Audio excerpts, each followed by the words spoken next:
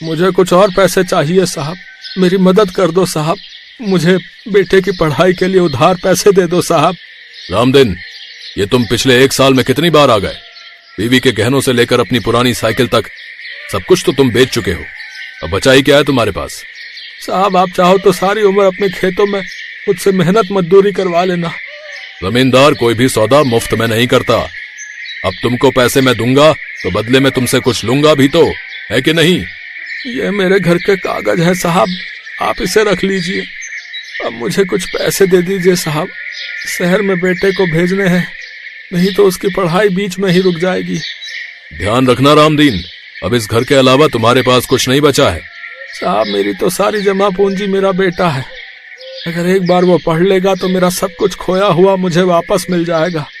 जमींदार उसे पैसे दे देता है, जिसके बाद रामदीन वहाँ से चला जाता है। उधर जमींदार का नौकर बबलू उससे कहता है, ये क्या है मालिक, जब भी ये आदमी आता है कुछ ना कुछ गिरवी ही रख कर जाता है, लेकिन छुड़वाता कभी कुछ नहीं है। इसने अपने बेटे को पढ़ने के लिए शहर भेजा है, लेकिन मुझे तो लगता नहीं कि वो कभी वापस भी आएगा।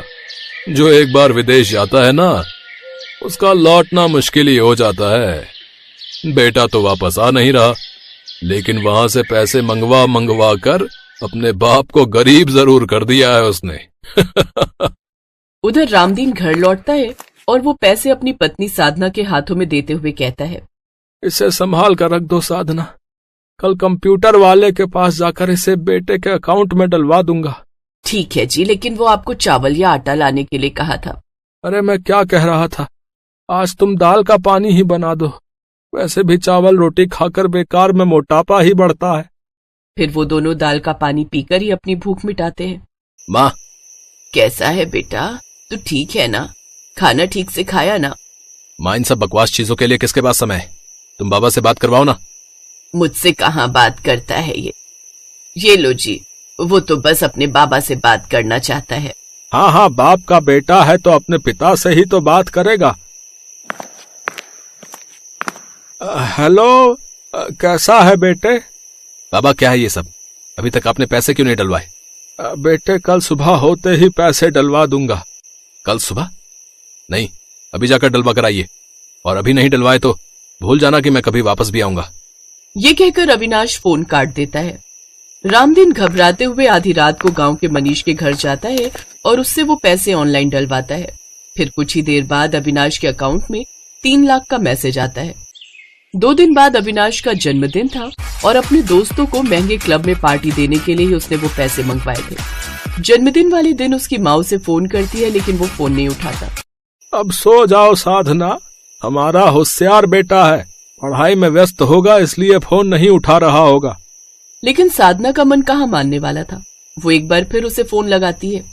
इस बार फोन एक लड़की उठाती है, जिससे साधना कहती है, हेलो, हाँ कौन? हेलो, यस, हमको अपने बिटवा से बात करनी है, अविनाश है का, उसको जन्मदिन की बधाई देनी है। ये सुनकर वो लड़की हंसने लगती है और अविनाश को फोन देते हुए कहती है, अविनाश ये लो, कोई औरत है, कह रही है बटुआ नहीं क्या था वो, हाँ बिटवा से बात करनी है। अविनाश नंबर देखता है तो फोन काट देता है। अरे ये तो मेरी नौकरानी है, वो आया, वो क्या ना बचपन से उन्होंने पाला है तो खैर छोड़ो ये सब, तुम लोग पार्टी एंजॉय करो। अविनाश उन पैसों से खूब एंजॉय करता है और सब दोस्तों के बीच अमीर होने का दिखावा करता है। ऐसे ही समय बीतता है और उसकी पढ़ाई पूरी हो जाती है। अब उसकी नौकरी शहर की एक बड़ी कंपनी में लग जाती है, जहां उसे अच्छा खासा पैकेज मिलता है। साथ ही रहने के लिए मुंबई जैसे शहर में एक बड़ा सा फ्लैट भी मिलता है। लेकिन वो अपने माँ बाप को इस बारे में नहीं बताता और अब तो ना ही उन्हें फोन करता और ना ही उनका फोन उठाता। बहुत दिन हो गए साधना, अविनाश का कोई फोन नहीं आया और ना ही वो हमारा फोन उठाता है। मेरा जी तो बहुत घबरा रहा है जी। दोनों माँ बाप इसी विचार में थे कि जमींदार उनके घर आता है। रामदीन, बहुत दिन हो गए तुमने मेरे पैसे नहीं लौटाए, इसलिए चल अब ये घर खाली कर, अब इस जमीन पर मेरा हक है। हमें कुछ दिन की और मोहलत दे दो साहब, मेरा बेटा जैसे ही शहर से पैसे कमा कर लाएगा मैं आपको दे दूंगा। अरे कब तक खुद को बहलाते रहोगे? जो एक बार शहर जाता है ना, वो कभी लौट कर नहीं आता। चलो रे चलो, खाली करो इनका घर, उठाकर फेंक दो सामान। रामदीन और साधना जमींदार के आगे गिड़गिड़ाते रहे, लेकिन वो इनकी एक नहीं सुनता। हार थक कर वो दोनों वहां से चले जाते हैं। सुनिए जी, मुझे लगता है अब हमें शहर चले जाना चाहिए। गांव में तो अब कोई काम रहा नहीं, वहीं जाकर कुछ काम करना होगा। मेरी ये कान की बालियां बेच देते हैं, उससे जो पैसे मिलेंगे उससे शहर चले जाएंगे। दोनों ट्रेन से मुंबई पहुंच जाते हैं। उधर अविनाश को अपने ही ऑफिस में काम करने वाली एक लड़की से प्यार हो जाता है, तो वो उसी से शादी करके वहीं हमेशा के लिए सेटल हो जाता है। इधर रामदीन चौल में एक कमरा किराए पर लेता है और काम ढूंढने निकल जाता है, लेकिन उसकी उम्र देखकर कोई उसे काम देने को तैयार नहीं था। फिर एक रोज एक बड़ी कंपनी के मालिक को उस पर तरस आ जाता है और वो उसे अपने यहाँ काम पर रख लेता है। उसे चपरासी की नौकरी मिल जाती है। काका, आज से आप मेरी कंपनी में पियोन के पद पर काम कीजिएगा। तनख्वाह में आपको 10,000 रुपए मिल जाएंगे। आपका बहुत बहुत शुक्रिया साहब। अरे, मैं आपके बेटे की उम्र का हूं। आप मुझे साहब मत बोलिए, आप मुझे बेटा ही बोलेंगे तो मुझे अच्छा लगेगा। कल से काम पर आ जाइएगा। रामदीन अगले दिन से काम पर आ जाता है। अब उसे वहां काम करते हुए कुछ दिन हो जाते हैं। फिर एक रोज विराज रामदीन से, काका, ये सभी फाइल ऊपर वाली मंजिल में कैबिन नंबर 7 में दे आइए। ठीक है बेटा। रामदीन ऊपर वाली मंजिल में वो फाइल देने जाता है तो उस केबिन का दरवाजा खटखटाता है। खुला है, अंदर आ जाओ। जब वो अंदर जाता है तो वहां कुर्सी पर बैठे आदमी को देखकर हैरान रह जाता है। वो और कोई नहीं, उसी का बेटा अविनाश होता है। अविनाश, तू? बाबा, आप यहाँ, और वो भी चपरासी की नौकरी पर? देखो, मैं इस कंपनी का मैनेजर हूँ और सब मेरी इज्जत करते हैं यहाँ, इसलिए किसी को यहाँ पता नहीं लगना चाहिए कि आप मेरे पिता हैं, नहीं तो मेरी बड़ी बदनामी होगी। बेटा, मैंने इतने सालों से तुझे मेहनत करके अपना जो है सब कुछ गिरवी रखकर पढ़ाया लिखाया, और अब तू बड़ा आदमी बन गया तो तुझे मुझे बाप कहते हुए भी शर्म आ रही है। ये बुड्ढे ज्यादा जुबान चलाता है। मैं चाहूं तो तुझे अभी धक्के मारकर निकाल सकता हूं, समझा? तभी उसके केबिन के बाहर खड़ा कंपनी का मालिक विराज ये सब बातें सुन लेता है और वो अंदर आता है। तुम्हें शर्म आनी चाहिए अविनाश, अपने गरीब पिता को इस तरह बीच में छोड़ दिया।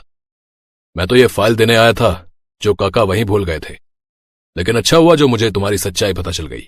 और काका, दुनिया में ऐसे बहुत से माता पिता हैं जो बच्चे गोद लेते हैं, लेकिन मैं पहला अनाथ बच्चा हूंगा जो माँ बाप को गोद लूंगा। आज से आप और माँ मेरे साथ रहेंगे और अब से आप भी इस कंपनी के मालिक हैं। और अविनाश, मैं तुम्हें अभी के अभी नौकरी से निकालता हूं, क्योंकि जो इंसान अपने माँ बाप का नहीं हो सका वो कंपनी का क्या होगा। अविनाश को कंपनी से निकाल दिया जाता है, साथ ही उससे उसका फ्लैट भी छीन लिया जाता है। अब रामदीन और साधना ने भी सदा सदा के लिए अविनाश को भुला दिया और विराज को ही बेटे का प्यार देकर उसके साथ खुशी खुशी रहने लगे। कांताबाई नंदिनी के यहाँ झाड़ू पोछे और खाना बनाने का काम करती थी। उसके पति की मौत बहुत पहले हो गई थी। कांताबाई का एक बेटा था दीपक। दीपक इस साल 10वीं की परीक्षा देने वाला था। दीपक मन लगाकर अपनी पढ़ाई कर रहा था। वो कंप्यूटर क्लास में भी एडमिशन लेना चाहता था ताकि वो अपनी पढ़ाई और भी अच्छे से कर सके। इसलिए उसने अपनी माँ से इसके लिए कहा। एडमिशन में कुछ ज्यादा पैसे लगने थे। उतने पैसे कांताबाई के पास नहीं थे, तो उसने वो पैसे अपनी मालकिन नंदिनी से मांगे। लेकिन जैसे ही कांताबाई ने नंदिनी से पैसे मांगे, नंदिनी उखड़ गई। अरे, जब देखो पैसे मांगती रहती हो। पैसे क्या कोई पेड़ पर उगते हैं? महीने के अंत में तो देते ही है ना तुम्हें तुम्हारी तनख्वाह। मुफ्त में तो काम नहीं करवाते तुमसे। मेम साहब, ऐसा तो मैंने नहीं कहा। वो बात दरअसल ये है कि मेरा बेटा दीपक कंप्यूटर क्लास में एडमिशन लेना चाहता है, उसी के लिए पैसों की जरूरत थी। नंदिनी ये सुनकर तो और भी आग बबूला हो गई। वाह वाह वाह वाह वाह, ये लो, इसे कहते हैं जेब में फूटी कौड़ी नहीं और सपने देखेंगे 5 स्टार में पार्टी के। देखो कांता, तुम्हें बुरा लगे या भला, लेकिन सच बोलने में अगर किसी को बुरा लगे तो मैं क्या कर सकती हूँ। मैं समझी नहीं मेम साहब। देखो, तुम इतनी मेहनत करके 2 पैसे कमाती हो, उन पैसों को अगर जोड़ो तो भविष्य में तुम्हारे काम आएगा। क्यों बिना मतलब कंप्यूटर क्लास और दीपक की पढ़ाई लिखाई पर पैसे बर्बाद कर रही हो? कुछ नहीं मिलना उसे। यहाँ अच्छे अच्छे पढ़ लिख कर घूम रहे हैं। तुम्हारा बेटा कौन सा तीर मार लेगा? काम वाली का बेटा है, ज्यादा से ज्यादा क्या कर लेगा? मेरी मानो, उसकी पढ़ाई लिखाई छुड़वाओ और उसे भी किसी काम धंधे में लगवाओ। नंदिनी की बात शुरू में कांता को बुरी तो लगी, लेकिन बाद में उसे सही में ऐसा लगने लगा कि ज्यादा पढ़ लिख कर दीपक क्या ही कर लेगा। वो अगले दिन ही उसके स्कूल गई और उसके प्रिंसिपल से मिली। जी सर, मैंने बिल्कुल तय कर लिया है। आप उसका नाम स्कूल से काट दीजिए। अब दीपक आगे नहीं पढ़ेगा। कांता, आपको पता भी है आप क्या कह रही हैं? मुझे सब पता है सर, लेकिन मैंने तय कर लिया है कि अब दीपक नहीं पढ़ेगा। कांता, एक बात बताओ, क्या हर हरे भरे पेड़ को कोई काटता है? तुम्हारा बेटा क्या है शायद तुम्हें नहीं मालूम। 9वीं में उसके गणित में 100 में से 100 नंबर आए हैं, अंग्रेजी में 99, हिंदी में 99, कमोबेश सभी विषय में उसने टॉप किया है। वो भविष्य में कुछ बहुत बड़ा करेगा कांता, तुम मेरी मानो, उसकी पढ़ाई मत छुड़वाओ। सर मैं तो अंगूठा छाप हूँ, मुझे नंबरों का नहीं पता, लेकिन पता नहीं आपकी बातों पर भरोसा करने का दिल करता है। ये कहकर कांता वहाँ से चली गई। घर जाकर उसने अपना मंगलसूत्र बेच दिया क्योंकि वो अब उसके किसी काम का नहीं था। कांता नंदिनी के यहाँ काम करती रही। दीपक ने कंप्यूटर क्लास में एडमिशन ले लिया। धीरे धीरे समय बीता। दीपक ने बोर्ड की परीक्षा दी। जब उसका रिजल्ट आया तो वो पूरे स्कूल में फर्स्ट आया था। नंदिनी को भी ये बात पता लग गई। वो मन ही मन बहुत चिढ़ गई। उसे लगने लगा कि कांता ने उसकी बात नहीं मानकर उसका अपमान किया है। खैर, उसने ये बात उससे कही नहीं, लेकिन ये बात उसके मन में बैठ गई थी। कुछ समय और बीता। इंटरमीडिएट में भी दीपक ने टॉप किया। वो ये बात अपनी माँ को बताने खुशी खुशी घर पहुँचा, लेकिन घर पर उसकी सारी खुशी आंसुओं में बदल गई। उसने देखा कि उसकी माँ बेहोश पड़ी है। वो उसे लेकर अस्पताल पहुँचा। आपकी माँ को मेजर हार्ट अटैक आया था। आप कुछ देर और करते तो शायद हम उन्हें नहीं बचा पाते। अब आपको अपनी माँ का बहुत ख्याल रखना होगा। अभी कुछ दिन उन्हें आराम की सख्त जरूरत है। कुछ दिन बाद कांता अस्पताल से आ गई। वो फिर से काम पर जाना चाहती थी, लेकिन दीपक ने मना कर दिया। नहीं माँ, अब तुम काम पर नहीं जाओगी, मैं काम करूँगा। अरे ये कैसी बातें कर रहे हो? अभी तो तुम्हें बहुत पढ़ना है, आगे बढ़ना है। नहीं माँ, मुझे जितना पढ़ना था मैंने पढ़ लिया। अब मुझे तुम्हारी देखभाल करनी है। नहीं बेटा, चाहे कुछ हो जाए मैं तुम्हें पढ़ाई छोड़ने बिल्कुल नहीं कहूंगी। मुझे आज भी याद है तुम्हारे प्रिंसिपल ने मुझसे कहा था कि तुम पढ़ाई में बहुत अच्छे हो, इसकी पढ़ाई मत छुड़वाना। लेकिन दीपक अपनी जिद पर अड़ा रहा। तब कांता इस बात पर राजी हुई कि वो काम भी करेगा और पढ़ाई भी। दीपक ने कुछ जगह काम के लिए ट्राई किया, लेकिन बात नहीं बनी। वो परेशान रहने लगा। एक दिन कांता नंदिनी के यहाँ अपने बेटे के लिए कुछ काम मांगने गई। मैंने तो तुम्हें पहले ही कहा था कि बेटे को काम करने का हो, तुम्हें ही उसे पढ़ाने का शौक चढ़ा था। अब क्या हुआ, सारे शौक उतर गए? मेम साहब, वो पढ़ाई नहीं छोड़ रहा, वो दिन में काम करेगा और रात को पढ़ेगा। वो ये बातें कर ही रहे थे कि नंदिनी के पति सागर वहाँ आ गए। उन्होंने उन दोनों की बातें सुनी और कांता से कहा, कांता, मुझे अपने ऑफिस में एक ऑफिस बॉय की जरूरत है। अगर तुम चाहो तो अपने बेटे को कल से काम पर भेज दो। लो कांता, तुम्हारे बेटे के तो भाग्य खुल गए। ऐसा कहाँ होता है कि नौकरी की जरूरत हो और नौकरी चलकर घर आ जाए। दीपक नंदिनी के पति के ऑफिस में काम करने लगा। पूरे ऑफिस की सफाई, गेस्ट के लिए चाय बनाना और पिलाना और इधर से उधर फाइल पहुंचाने का काम था उसका। वो सारा काम बहुत मन लगाकर करता। ऑफिस में जब उसे समय मिलता तो वो पढ़ाई में लग जाता। ऑफिस से छूटने के बाद इवनिंग कॉलेज में जाता। एक दिन की बात है, ऑफिस का काम खत्म करके वो अपने इवनिंग कॉलेज की ओर जा रहा था। तभी उसने रास्ते में देखा कि कुछ दिनों से जहाँ रोड निर्माण का काम चल रहा था वहाँ काफी भीड़ है। वो वहाँ गया तो उसने देखा कि एक आदमी वहाँ खड़े कुछ इंजीनियरों को गुस्से में डांट रहा है। मैं बार बार कह रहा हूँ, लेकिन लगता है कि आप लोगों के दिमाग में ये बात नहीं घुस रही है। मेरे रहते हुए अगर करप्शन किया तो मैं बिल्कुल बर्दाश्त नहीं करूंगा। सुन रहे हैं आप लोग? तुम लोगों के करप्शन का खामियाजा जनता को भुगतना पड़ता है, लेकिन वो क्यों भुगते? तुम लोगों को भुगतना होगा।